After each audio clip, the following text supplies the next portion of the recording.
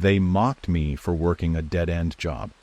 Now I own the company they want to work for, and I'm not hiring. There was a time in my life when every conversation at the dinner table felt like a subtle ambush. My family had a way of dressing up their disdain in polite sarcasm, their condescension hidden beneath smiles that never reached their eyes. The room would fill with laughter whenever someone asked me how work was going, but the punchline was always me. "Still at the loading dock?" my cousin would snort, pausing mid-bite as though he'd just heard the funniest joke of the year. "Man, you've really figured life out." And just like that, a ripple of amusement would flow around the table, echoing off the polished walls of the house I could never afford to live in. I laughed, too, because it was easier than explaining that what I did, what I gave myself to each day, meant more than just the title on my name tag. I wasn't embarrassed by the grease on my hands or the ache in my back. I was learning, absorbing, becoming fluent in a language they had never bothered to understand. I worked in the bowels of a logistics company, WareTech Freight Solutions, a name no one outside the industry cared to know. I was 23 when I started, full of hope and not much else, stacking pallets and memorizing routes. To them, it was just grunt work. To me, it was a chessboard. Every box moved, every crate organized, every scanner beep. These weren't just tasks. They were lessons. I studied our systems, watched how management responded to crisis, saw where money bled out and where value was buried. Every late night and double shift wasn't time lost. It was time invested.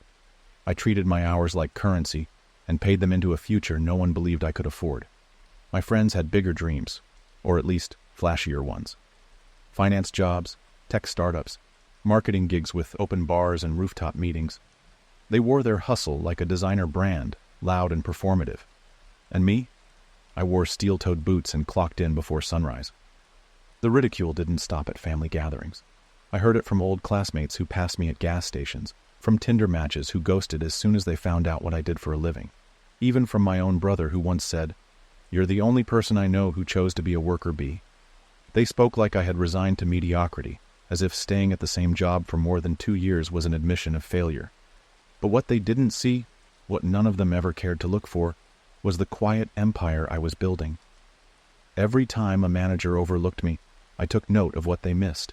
Every time a client's request got fumbled, I figured out how I would have done it better. I became obsessed with knowing every inch of the operation, from the supply chain logistics to vendor negotiations, from customer retention to forklift maintenance. I didn't just do my job, I dissected it. By the time I was 30, I'd worked nearly every position in the building.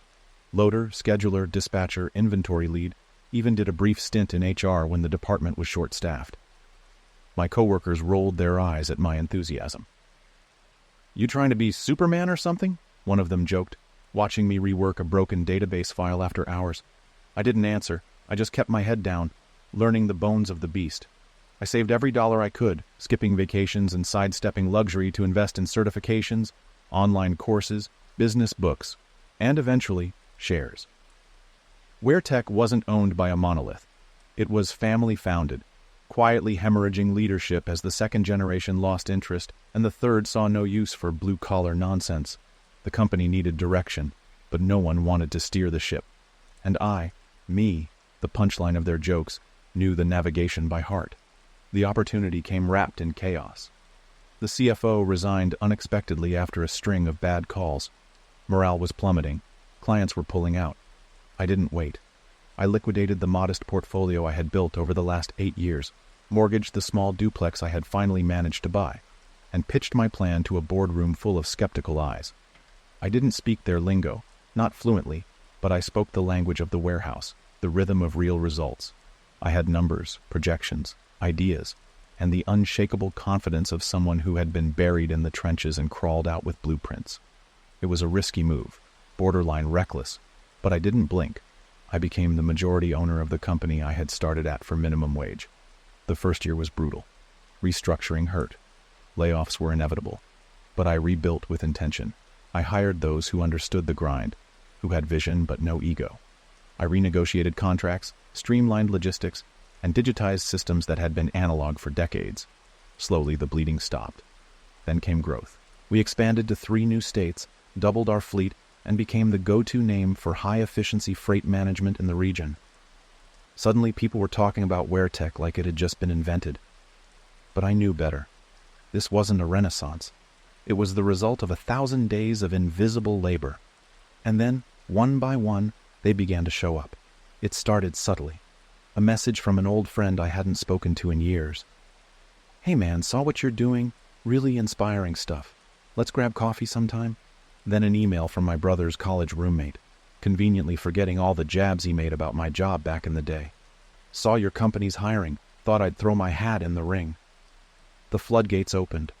Former classmates, exes, cousins I hadn't seen in a decade, all of them now trying to orbit the sun they once said would never rise. They didn't acknowledge the past. They pretended it had all been jokes, harmless banter, a misunderstanding of my long-term goals. Some sent resumes directly. Others went through recruiters. A few even applied under aliases, assuming I wouldn't recognize them. But I did, and I didn't forget. I sat at the head of a long, polished conference table now, but I hadn't lost my memory. I remembered every sneer, every dismissive chuckle, every time someone used my name as shorthand for "don't end up like him." I remembered when I couldn't afford to split the bill at dinner and they called me frugal as a joke, when they pitied me for not having ambition. Now they wanted in, on the salary, the benefits, the success. But here's the truth. Success isn't retroactive forgiveness. It isn't a warm blanket you get to wrap around those who left you in the cold. It's a mirror, and they couldn't stand what it reflected. So I kept the door closed. You never forget the sound of doors that once slammed in your face, creaking open again. Only this time, not with invitation, but desperation. The emails started to flood in so subtly at first that I didn't recognize the pattern. But then came the unmistakable shift, a steady hum that rose into a chorus. The very people who had scoffed at my loyalty to WearTech, who treated my position like an embarrassing footnote in my life story, were now clinging to cover letters, hoping I wouldn't read too far back into our shared past. They needed me now, and that irony dripped like syrup, slow, thick, and impossible to ignore. But power, I discovered, doesn't change you. It simply unmasks who you've always been. And I wasn't cruel. I didn't seek vengeance or retribution. I didn't scrawl petty notes in red ink across their resumes or call them out in meetings. No, I did something far more effective. I upheld a standard. I enforced the merit they had always mocked. I chose not to let my company become a rehabilitation center for those who once treated me like an example of what not to become. And perhaps most importantly, I maintained silence where they once used ridicule. Because silence, when you've earned it, echoes louder than any comeback. Meanwhile, inside the company walls, something beautiful was happening. Something none of them would ever understand. The culture we rebuilt at WearTech was nothing like the soulless machine it used to be. It had evolved. We weren't just employees. We were architects of a shared vision. Every person I hired had once been overlooked, underestimated, or brushed aside. But I saw them. I saw their hunger. Not for applause, not for vanity titles, but for growth. Real growth. That rare kind that starts from the soles of your feet and climbs upward like fire, consuming everything in its path. Fear, doubt, hesitation. We weren't polished, not by a long shot. But we were relentless.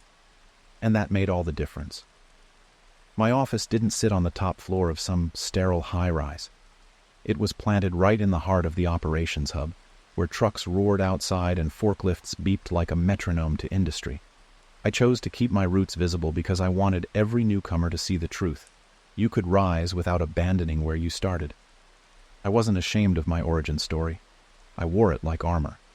And when newcomers walked through those glass doors, nervous, unsure, burdened with the same doubts I once carried, I made it my mission to offer them what no one had ever offered me.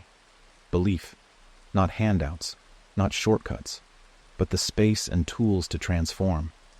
That's when I began to notice something strange, a reversal of social gravity. The same people who used to hold the spotlight now clung to the shadows of LinkedIn, quietly following every post I made, reacting with emojis like digital olive branches. They watched from a distance, their professional lives fraying at the seams, while ours at WearTech wove tighter every quarter. The company's name began showing up on industry panels. We were invited to speak at logistics conferences. We expanded to 3 new states, doubled our fleet, and became the go-to name for high-efficiency freight management in the region. Suddenly, people were talking about WearTech like it had just been invented. But I knew better. This wasn't a renaissance. It was the result of 1,000 days of invisible labor. And then, one by one, they began to show up. It started subtly. A message from an old friend I hadn't spoken to in years. "Hey man, saw what you're doing, really inspiring stuff. Let's grab coffee sometime." Then an email from my brother's college roommate, conveniently forgetting all the jabs he made about my job back in the day. "Saw your company's hiring. Thought I'd throw my hat in the ring." The floodgates opened. Former classmates, exes, cousins I hadn't seen in a decade. All of them now trying to orbit the sun they once said would never rise. They didn't acknowledge the past. They pretended it had all been jokes, harmless banter, a misunderstanding of my long-term goals. Some sent resumes directly. Others went through recruiters. A few even applied under aliases, assuming I wouldn't recognize them. But I did, and I didn't forget. I sat at the head of a long, polished conference table now, but I hadn't lost my memory. I remembered every sneer, every dismissive chuckle, every time someone used my name as shorthand for "don't end up like him." I remembered when I couldn't afford to split the bill at dinner and they called me frugal as a joke, when they pitied me for not having ambition. Now they wanted in, on the salary, the benefits, the success. But here's the truth. Success isn't retroactive forgiveness. It isn't a warm blanket you get to wrap around those who left you in the cold. It's a mirror, and they couldn't stand what it reflected. So I kept the door closed. You never forget the sound of doors that once slammed in your face creaking open again. Only this time, not with invitation, but desperation. The emails started to flood in so subtly at first that I didn't recognize the pattern, but then came the unmistakable shift, a steady hum that rose into a chorus. The very people who had scoffed at my loyalty to WearTech, who treated my position like an embarrassing footnote in my life story, were now clinging to cover letters, hoping I wouldn't read too far back into our shared past. They needed me now, and that irony dripped like syrup. Slow, thick, and impossible to ignore. But power, I discovered, doesn't change you. It simply unmasks who you've always been. And I wasn't cruel. I didn't seek vengeance or retribution. I didn't scrawl petty notes in red ink across their resumes, or call them out in meetings. No. I did something far more effective. I upheld a standard. I enforced the merit they had always mocked. I chose not to let my company become a rehabilitation center for those who once treated me like an example of what not to become.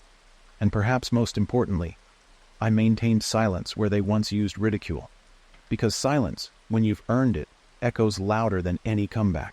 Meanwhile, inside the company walls, something beautiful was happening, something none of them would ever understand. The culture we rebuilt at WearTech was nothing like the soulless machine it used to be. It had evolved. We weren't just employees, we were architects of a shared vision. Every person I hired had once been overlooked, underestimated, or brushed aside. But I saw them.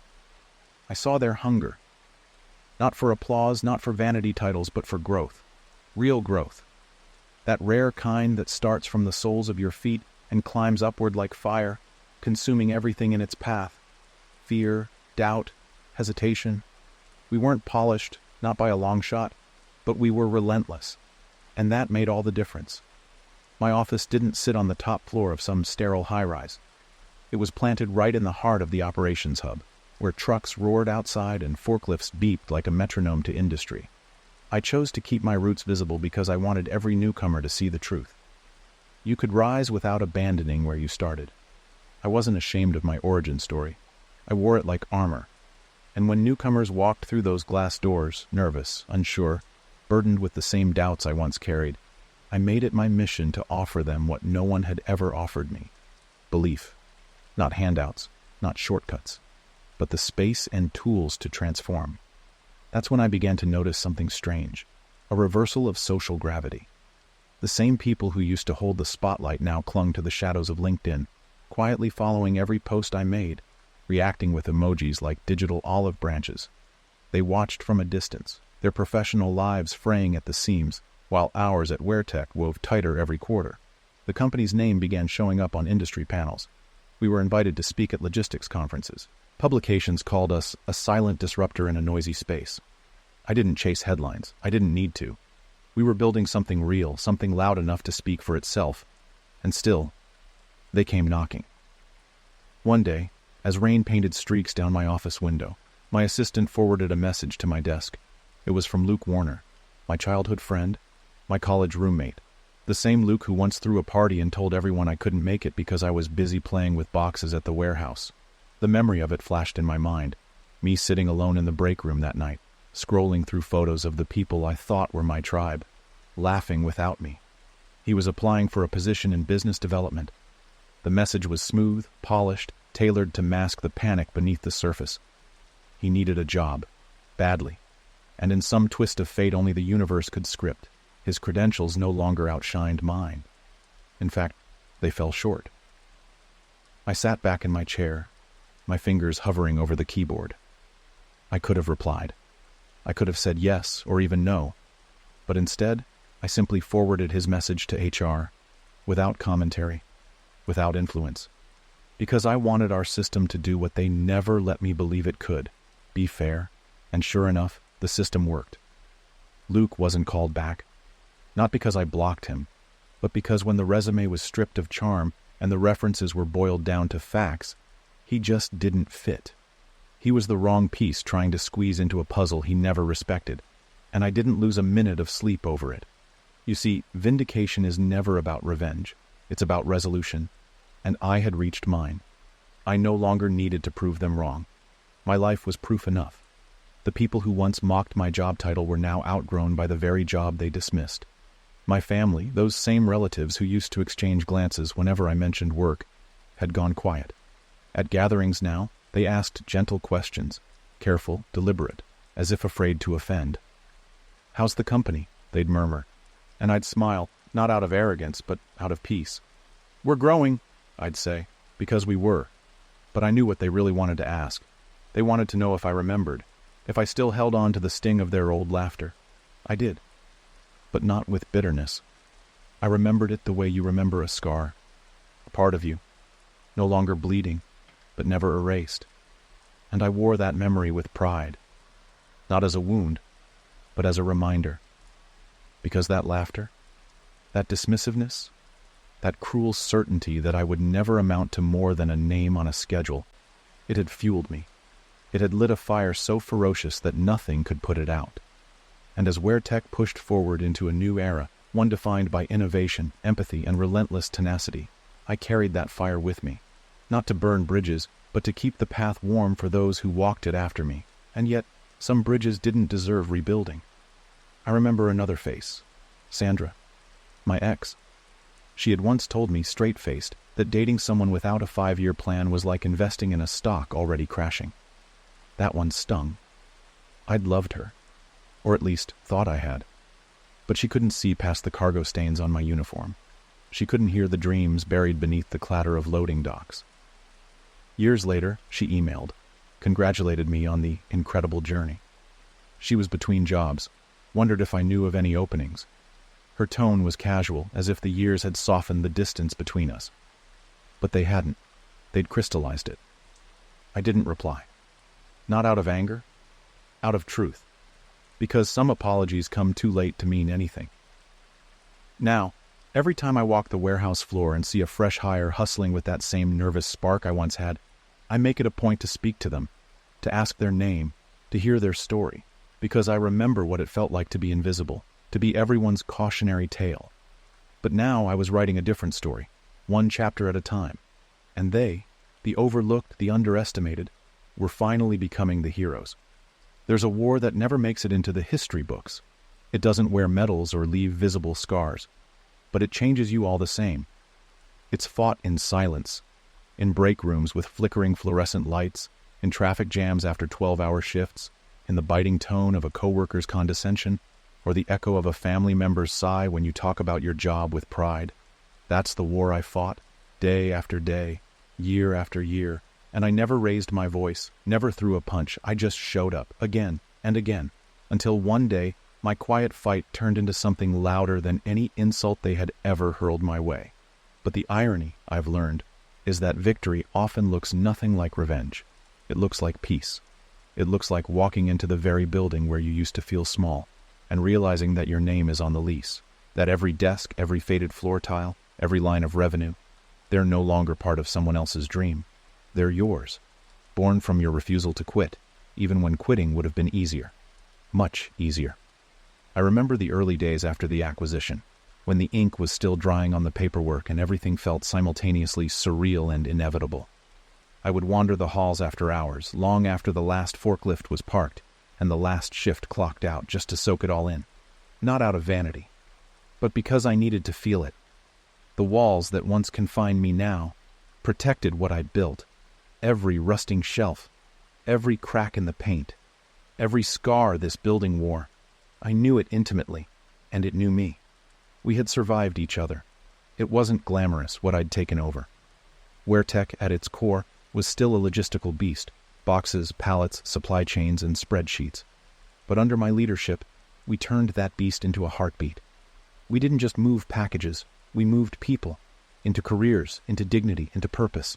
And as we expanded, as we opened satellite centers in neighboring cities, as our tech department launched tracking software that even the bigger firms started imitating, I watched as the so-called dead-end job grew into an industry force, the very definition of poetic irony. But success doesn't inoculate you against memory. If anything, it sharpens it. I still remembered every name, every smirk, every dismissive shrug that once told me I was wasting my potential. They used to say I lacked ambition. What they didn't realize was that my ambition wasn't loud.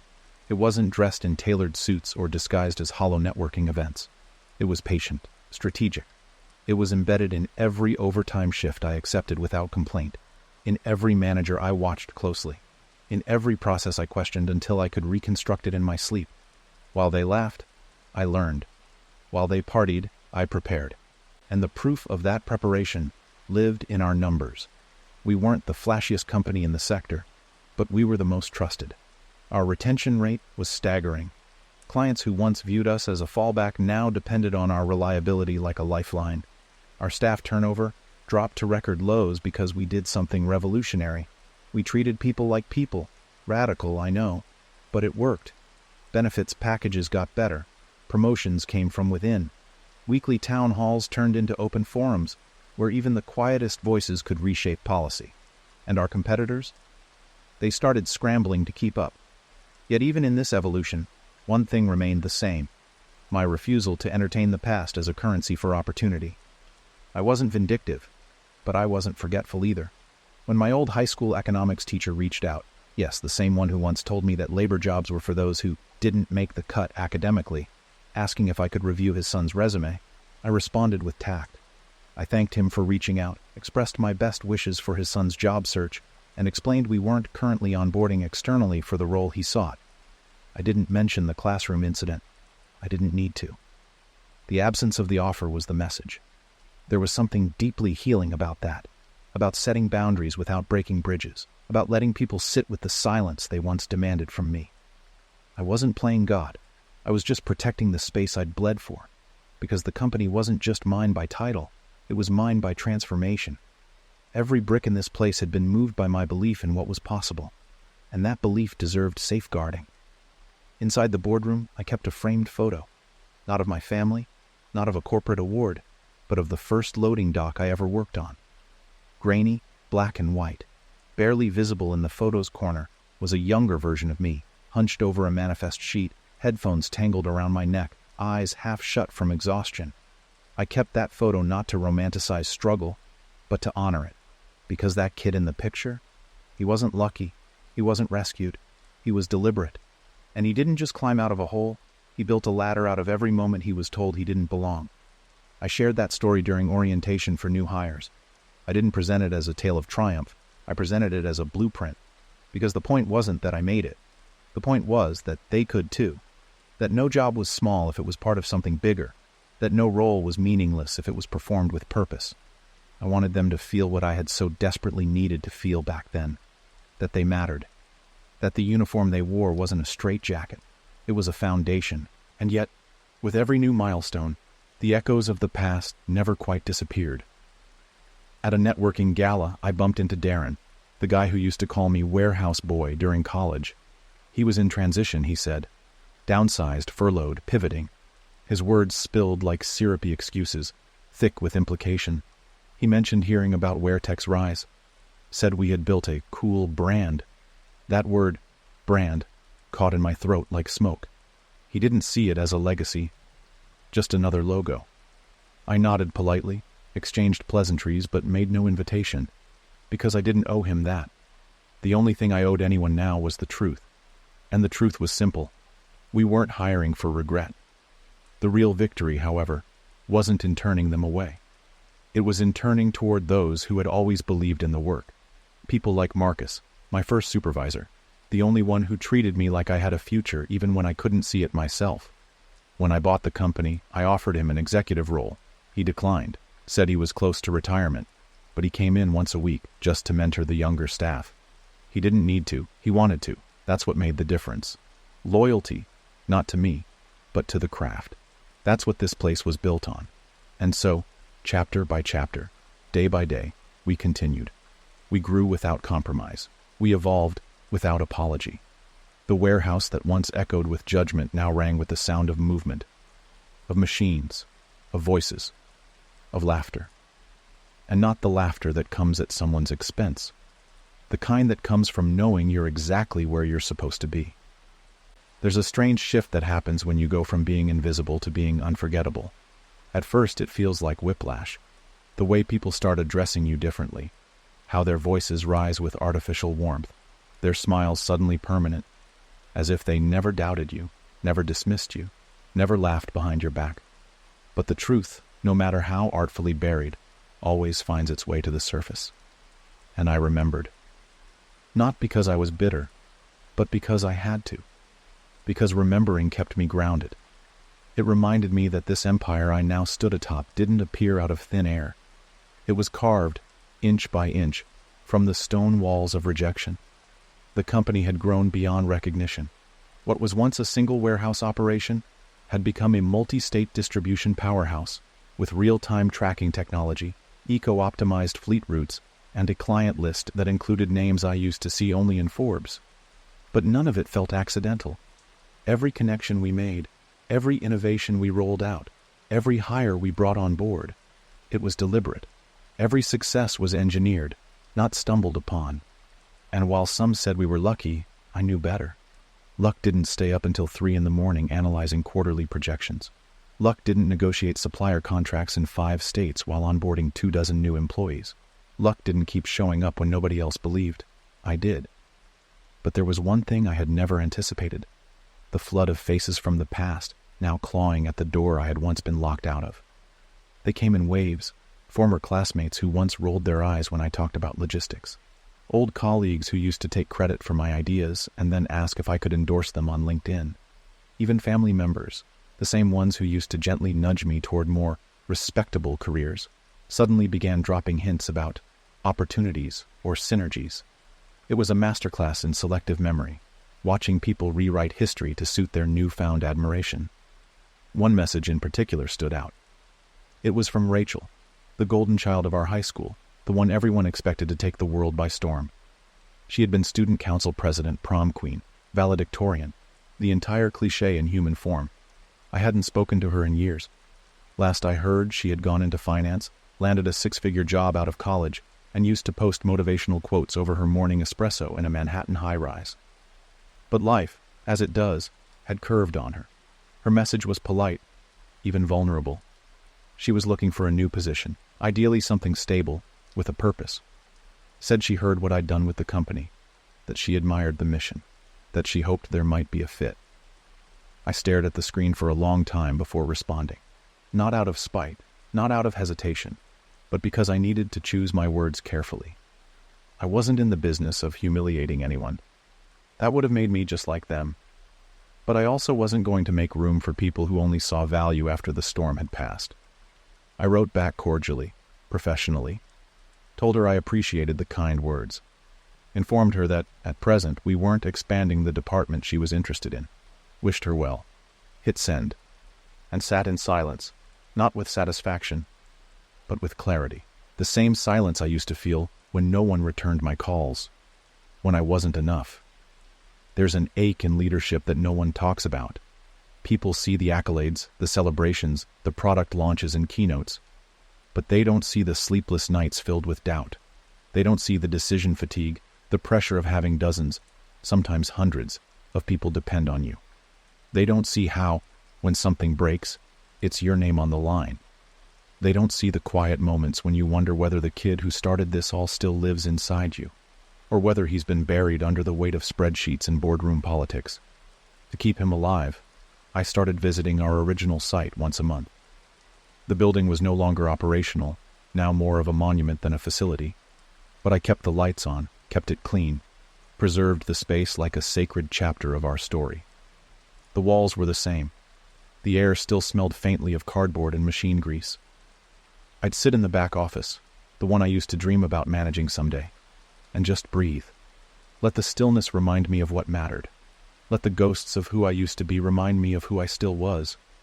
During one of these visits, a janitor walked in, an older man named Ernesto, who'd been working part-time since we reopened the site for archive storage. He didn't recognize me at first, treated me like just another visitor. But I liked that. I liked being invisible again, if only for a moment. We got to talking. He told me about his kids, about the jobs he used to have, about how most people these days didn't really respect labor anymore. That stuck with me, because he was right. In a world obsessed with titles and metrics, no one talks about the dignity of work done well, of doing your best, not because someone's watching, but because you take pride in your name. I offered him a promotion later that week, not as a favor, as recognition. He said no at first, said he was too old to change. I told him the job wasn't about change, it was about value. He took it. That's what I wanted WearTech to stand for. Not flashy gimmicks or hollow branding, but real value. Real growth. Real dignity. And for the people who had walked with me since the beginning, I made sure they never had to knock twice. I remembered everyone who stood with me in the shadows before the spotlight arrived. People like Deshaun, who trained me during my first week and taught me how to read inventory codes with his own shorthand. He was running one of our regional branches now, overseeing more revenue than our entire company once made in a year. And he earned every bit of it. But even as we soared, I remained cautious. Expansion brought pressure. More eyes, more scrutiny, more politics. Venture capital firms began circling, offering partnerships, acquisitions, exit strategies. One offered 8 figures for a controlling share, said I could retire at 40 and live on an island if I wanted. I smiled, thanked them for the generous proposal, and turned it down. Not because the money wasn't tempting, but because they didn't understand what they were buying. WearTech wasn't a product, it was a promise. To every kid who was told they'd never make it, to every worker who was told they weren't good enough, this company existed to prove them wrong. And if I ever forgot that, I knew exactly where to go, to that silent building on the outskirts of town, where the journey had begun. I'd run my fingers along the old punch clock, its buttons worn and sticky, and remember every punch-in that felt like a countdown to nowhere. Only now I knew better. It hadn't been a countdown to failure. It had been a countdown to becoming, one shift at a time. It was a morning like any other, with the sun breaking gently through the office windows and the coffee machine humming its low, familiar tune. But something about that day felt different. There was a silence in the air, not empty, but sacred. The kind of silence that only follows years of noise. It wasn't the absence of sound, but the presence of peace. The journey that had begun with a job no one respected, with nights spent dodging the scorn of family dinners and the patronizing smirks of co-workers, had now found its final resting place. Not in vengeance, not in public recognition, but in quiet satisfaction. For years, I had carried the weight of being underestimated. Now, I carried something heavier and far more valuable. Proof. It wasn't just about owning the company anymore. That had been the headline, sure, the symbol. But the real victory had unfolded in the small, unglamorous spaces, the office lights left on late at night, the first promotion I gave to someone who had once been overlooked, the tears in a mother's eyes when her son, a former felon we had taken a chance on, received his first Employee of the Month plaque. These moments were not for the press releases. They were for the soul. There came a time when I realized that success wasn't about shutting people out, but about knowing who never bothered to knock. There had been dozens of requests over the years. Polished resumes, desperate emails, hushed phone calls from people who had once been so certain of their superiority. Each one was a lesson in memory. And while I never used my position to humiliate, I used it to protect the sanctity of what we had built, protect the culture we had nurtured from scratch. Every decision I made now had weight, consequence, legacy, and I wore that responsibility like a crown, not of gold, but of grit. I had one final meeting to attend that day, not a boardroom summit or a strategy session. Those were now handled by people I had mentored, leaders grown from within. No, this meeting was personal. I was scheduled to speak at my old high school, the very place where it all started. They were hosting a career day, and apparently my name had come up enough times that they finally reached out. A formal letter, respectful and enthusiastic. A marked difference from the way I had been seen back then, a kid with modest aspirations, as one counselor had put it. Walking through those hallways again, I could almost hear the echoes of my younger self, awkward, anxious, trying to mask ambition behind indifference because dreaming too loudly invited ridicule. The auditorium was packed. Students, faculty, parents. I took the podium, and for a moment, I just looked at them. No slides, no fancy pitch. Just me, a former stock clerk who'd once been mocked for staying in a place everyone else called a dead end. I was never the smartest in the room, I began, my voice steady, deliberate. I didn't have the highest grades, or the biggest dreams, or the flashiest resume. What I had was something far more dangerous: consistency. I showed up when it wasn't glamorous. I stayed when it wasn't easy. I learned from the bottom up. And when no one believed in me, I kept building in silence. Success didn't come from proving them wrong. It came from proving myself right. The applause that followed was thunderous, but I barely heard it, because I wasn't speaking for recognition. I was speaking for the one kid in the back, slouched in his chair, pretending not to care, secretly terrified he'd never matter. I had been him, and now I was here. Later that evening, I stood on the rooftop of our headquarters, the skyline sprawling out before me like a painting. The city had changed, but not nearly as much as I had. I remembered the bitterness I used to carry, like an ember in my chest. But somewhere along the way, it had burned out, leaving something softer in its place. Not forgiveness, perhaps, but freedom. My parents had passed, both of them, before they could see what became of me. There was sadness in that, but also relief. I had made peace with them in my own way. And as for my siblings, the ones who had once scoffed, who had insisted I was wasting my potential, some had tried to reconnect, to rewrite the past. Others stayed silent, pride wrapped too tightly around their throats to speak. I let them be, not out of malice, but mercy. We each carry our own reckonings. Mine had simply arrived early. I had no desire to expand anymore. Not because we couldn't, but because I knew we didn't have to. Growth for the sake of growth was just vanity in disguise. What mattered now was longevity, integrity, the preservation of the values that had brought us here. I had already written the story I wanted. The empire wasn't the company. It was the journey. That night, I locked my office door for the final time. Not because I was walking away, but because I no longer needed to hold it so tightly. The dream was no longer fragile. It could stand on its own. I took the long way home, letting the city pass by slowly. Each block a memory, each light a milestone. And when I stepped into my apartment, I felt it. Not the rush of accomplishment, not the high of revenge, but the calm of arrival. They had mocked me once, dismissed me, belittled my choices. But in the end, it hadn't been about them at all. It had been about staying the course when the path was lonely, about believing in a destination no one else could see. And now that I was here, I didn't need applause or validation or recognition, because the view from the top was never the goal. The goal was never to be seen. It was to be free. And guess what I was?